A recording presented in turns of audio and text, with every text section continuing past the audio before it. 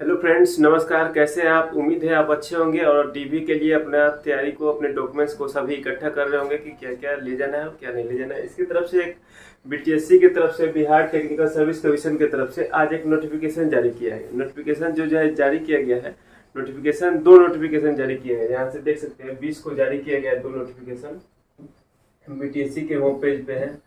तो यहाँ से हम देखेंगे दो नोटिफिकेशन जारी किया गया है, जो कि किसके लिए जारी किया गया है। तो यहाँ से देख लीजिए, ओनली आईटीआई वालों के लिए, ITI trade instructor ITI only for qualify in CBT exam. जो सीबीटी एग्जाम में क्वालिफाई है उन्हीं के लिए है, जो नॉट क्वालिफाई हो गए हैं उनके लिए नोटिफिकेशन नहीं है।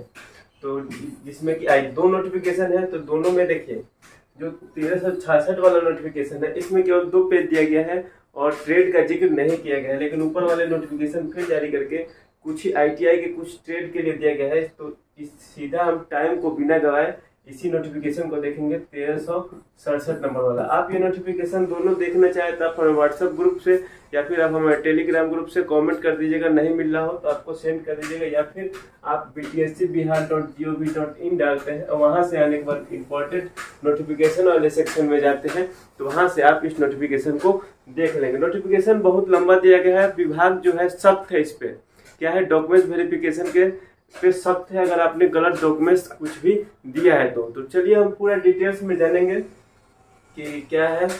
तो अगर आप हमारे चैनल पर नए हैं तो चैनल को सब्सक्राइब करें। वीडियो लाइक नहीं करते हैं आप, इस बार लाइक को लेकर आपसे शिकायत है कि वीडियो क्यों अच्छा नहीं लगता है क्या? वीडियो इतना अपडेट दिया जाता है पूरा, फिर भी आप लोग वीडियो लाइक नहीं करते हैं, क्या दिक्कत है भाई?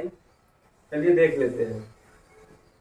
ये नोटिफिकेशन दूसरा वाला यहाँ से मैंने डाउनलोड कर रखा है, आप दोनों चाहे तो पढ़ सकते हैं, कोई दिक्कत नहीं है। दूसरे वाले जो नोटिफिकेशन था उसमें 2 ही पेज दिया गया है, 2 ही 1366 वाले में 2 ही पेज दिया गया है। तो यहाँ से हम देखते हैं क्या दिया गया है।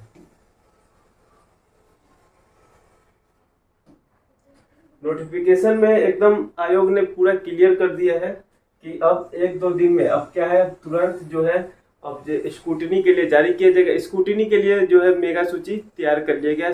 इससे कंफर्म हो जाएगा कि किन स्टूडेंट का लगभग 90% चांस बन रहा है कि हाँ इनका जो है होने वाला है। कुछ ही कैंडिडेट रहेंगे जिनका डॉक्यूमेंट्स में दिक्कत होगा या फिर कुछ और रहेगा।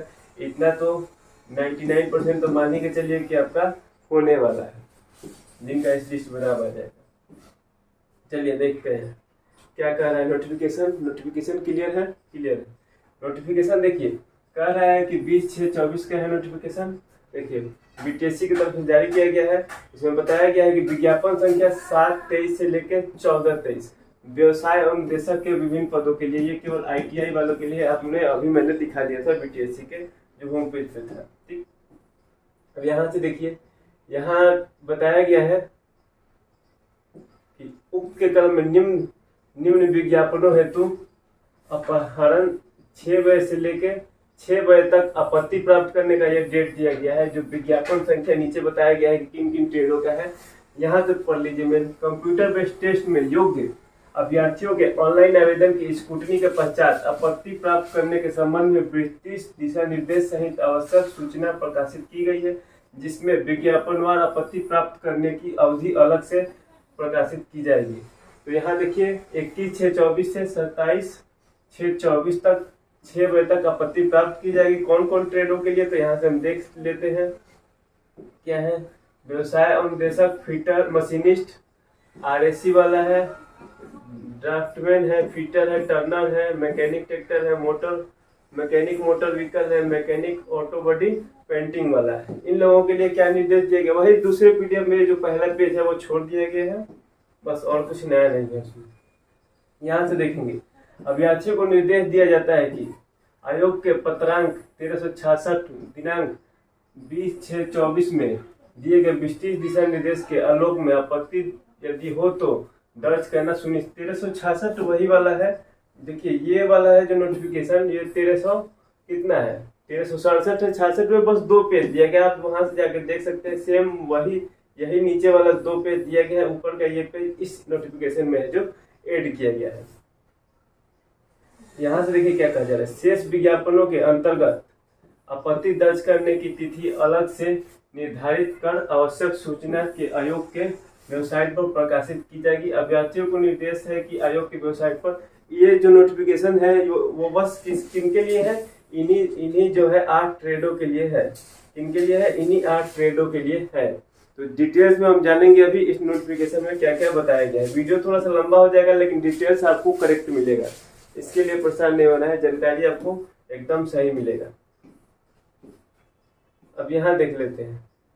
यहाँ जो है देखिए, अनुदेशक का नोटिफिकेशन संख्या जो है ये बताया गया है कि 7/23 से, देखिए यहाँ पे 7/23 से 36/23 तक, और इनको छोड़कर, इन नोटिफिकेशन को छोड़कर, नोटिफिकेशन मैंने ऊपर बता दिया है कौन कौन है, इनको लिया जाएगा। चलते हैं आगे देखते हैं। कहा जा रहा है कि श्रम संसाधन विभाग बिहार पटना के अंतर्गत निदेशालय नियोजन एवं प्रशिक्षण पक्ष बिहार पटना के अधीन जो नोटिफिकेशन इतना जारी किया गया था, जिसमें SC/BT वालों को भी लिया गया है। ठीक है, अब ज्यादा पढ़ना सही नहीं रहेगा, मेन मैं बात जो है वो बता देता हूँ।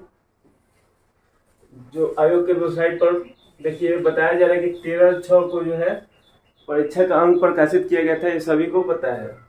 कंप्यूटर बेस्ड टेस्ट में योग्य क्वालिफाई पाए गए उम्मीदवारों अभ्यर्थियों की ऑनलाइन आवेदन की स्क्रूटनी विज्ञापन में वर्णित शर्तों के अनुसार की गई है। स्क्रूटनी जो है की गई है, कल से अपलोड हो जाएगा। आपत्ति के लिए अभ्यर्थियों के दावे के अनुरूप ऑनलाइन आवेदन में अपलोड किए गए प्रमाण पत्रों के आधार पर विज्ञापन में कंडिका 3.2 क्या था, 3.2 में थोड़ा सा बता दूं, 3.2 में था 4 पॉइंट थे,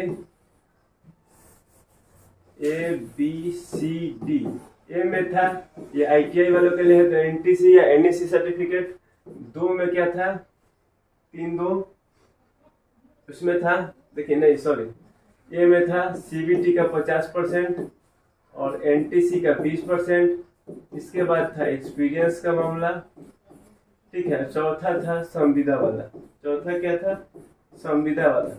इन्हीं सब चीजों को ध्यान में रखते हुए 3.2 में अंकित प्रावधान के अनुसार मेगा सूची स्क्रूटनी किया गया है। स्क्रूटनी जो है करके सुरक्षित विभाग के पास रख लिया गया है, किए गए अभ्यर्थियों के विवरण उनके नाम एवं रजिस्ट्रेशन नंबर के साथ आयोग की वेबसाइट पर इस लिंक के माध्यम से आपत्ति दर्ज करने हेतु डाला जाएगा। अभ्यर्थियों के निर्देश के आयोग की वेबसाइट को सतत वेबसाइट को जो है चेक करते रहे। प्राप्त आपत्तियों के निष्पादन के पश्चात दस्तावेज सत्यापन हेतु आमंत्रित अभ्यर्थियों की सूची प्रकाशित की जाएगी। ठीक है, यहाँ तक कोई दिक्कत नहीं है।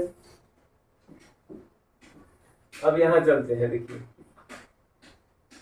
यहाँ कहा जा रहा है अभ्यर्थी अपना application number, mobile number, TC डालकर आप किसी OTP के माध्यम से दर्शाई गई सभी विवरण, नाम, पता, पिता जन्म तिथि, नाम, लिंग, कोटि, प्राप्तांक, अयोग्यता का कारण यदि आदि देखकर संतुष्ट हो ले। किसी भी प्रकार की कोई त्रुटि हो, आपको अगर किसी भी प्रकार की कोई त्रुटि होने पर अभ्यर्थी अपना आपत्ति कारण सहित आयोग के वेबसाइट पर रेज ऑब्जेक्शन बटन पर क्लिक करके आप अपना अगर कोई दिक्कत हो तो ऑब्जेक्शन कर सकते हैं। आपत्ति प्राप्त करने की अवधि अलग से प्रकाशित की जाएगी। नोटिफिकेशन मैंने बताया कि दूसरा तीसरा पे सेम है, ऊपर जो है डेट बताने की है।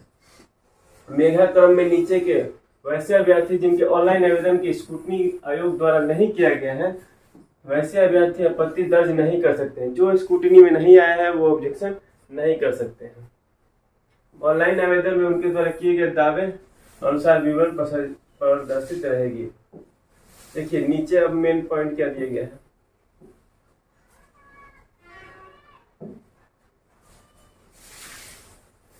उक्त ऑनलाइन आपत्ति के अतिरिक्त अन्य किसी भी माध्यम से ईमेल या निबंधित डाक, कुरियर आदि से आपत्ति जो है वो नहीं लिया जाएगा। आपत्ति डालने के पूर्व अभ्यर्थी का निम्नलिखित निर्देशों को ध्यान से पढ़ ले। अनिवार्य शैक्षणिक योग्यता का प्रमाण पत्र, अंक प्रमाण पत्र एवं अनिवार्य अनुभव प्रमाण पत्र नहीं रहने के कारण अयोग किया गया है। अब ऊपर जो यहाँ जो बताया गया है कि दावे को देखिए,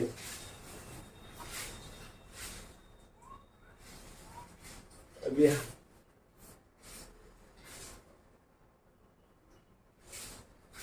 यहाँ जो बताया गया है कि किन लोगों को,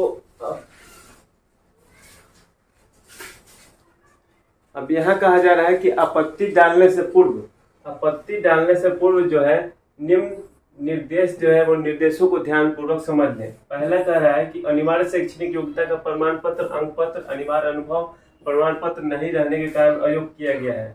दूसरा कह रहा है विज्ञापन के कंडिका 1 में अंकित शैक्षणिक योग्यता अर्हता संबंधित व्यवसाय या राष्ट्रीय शिक्षता प्रमाण पत्र। 3 एक क्या है, तो एनटीसी या एनईसी मांगा गया था, ये आईटीआई वालों के लिए, तो उनका बताया जा रहा है। ठीक है। 3 नंबर क्या कह रहा है, योग्यता से संबंधित प्रमाण पत्र, शैक्षणिक प्रमाण पत्र, आरक्षण हेतु निर्गत प्रमाण पत्र, कार्य अनुभव हेतु निर्गत प्रमाण पत्र दिनांक 3/8/23 से तक निर्गत होने पर मान्य किया गया है। इतने तक ही मान्य, परंतु आयोग के पत्रांक दिनांक इतना में एससीबीटी योग्यताधारी अभ्यर्थियों हेतु दिनांक 20/10/23 से 3/11/23 तक आवेदन करने वाले अभ्यर्थियों का मत आरक्षण हेतु उनका आरक्षण सर्टिफिकेट 3/11/23 तक निर्गत है तो मान किया गया है। केवल एससीबीटी का आरक्षण वाला, ओबीसी वाला चाहे एससी/एसटी का, उनका मान किया गया, केवल आरक्षण सर्टिफिकेट। देखिए यहाँ बताया जा रहा है, चौथा नंबर पॉइंट है विज्ञापन के कंडिका 1-2 क्या कह रहा है, अनुभव प्रमाण पत्र, एक्सपीरियंस। अनुभव के अंतर्गत कार्य अवधि की गणना 4/7/2023 तक की जाएगी, 4/7/2023 तक की गई है। अब विज्ञापन की कंडिका 1-2 में वर्णित 1-2 क्या है, तो अनुभव प्रमाण पत्र है, संबंधित उद्योग में कार्यरत नहीं होने अथवा संगत तकनीक अध्यापक या प्रशिक्षक के रूप में कार्यरत नहीं होने अथवा संबंधित उद्योग के सरकार से उद्योग के रूप में मान्यता प्राप्त नहीं होने के कारण वैसे अनुभव पत्र को अमान्य कर दिया जाएगा। जो भी आप अनुभव पत्र लगा रहे हैं वो मान्य होना चाहिए। क्या होना चाहिए, वो मान्य होना चाहिए, आपका एक्सपीरियंस सर्टिफिकेट। ठीक है। अब देख लेते हैं 6 नंबर क्या कहा है, विज्ञापन के कंडिका 1-3 से 1-3 क्या है, तो 1-3 है CITS प्रमाण पत्र और 3-2 में वर्णित संबंधित व्यवसाय। देखिए इसमें 1-3 में क्या है, 1-3 में है कि आपके पास CITS होना चाहिए। 3-2 में क्या है, उस CITS का 30% वेटेज दिया जाएगा। CITS का राष्ट्रीय व्यवसायिक प्रशिक्षण परिषद NCVT द्वारा निर्गत प्रमाण पत्र अपलोड नहीं करने अथवा इतर मतलब कि CITS का नया अपलोड करके कुछ और आपने अपलोड कर दिया, इतर व्यवसाय का CITS अपलोड किए जाने पर CITS की अधिमानता का दावा अमान्य कर दिया जाएगा। आपका CITS का दावा जो है वो मान्य नहीं होगा, इस बात को ध्यान में रखना है। ठीक है।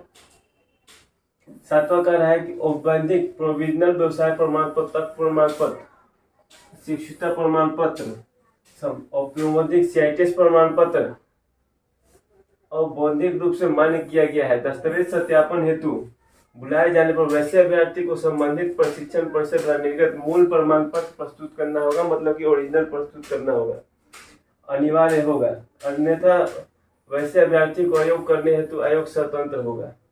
विज्ञापन के कंडिका 3-2D क्या है जी, 3-2D में जो है संविदा वालों के लिए है के अनुसार कार्यभारों के अंकों की अधिमानता निदेशालय नियोजन एवं प्रशिक्षण कक्ष के अधीन राजकीय औद्योगिक प्रशिक्षण संस्थानों से व्यवसाय अनुदेशक के पदों पर संविदा नियोजन के फलस्वरूप संपादित कार्य अवधि की, ये संविदा वालों का है जिनको 1 साल के लिए 5 नंबर दिया जा रहा है, वही बताया जा रहा है। अब अधिकतर 5 साल के लिए 25 नंबर जो यहाँ से है।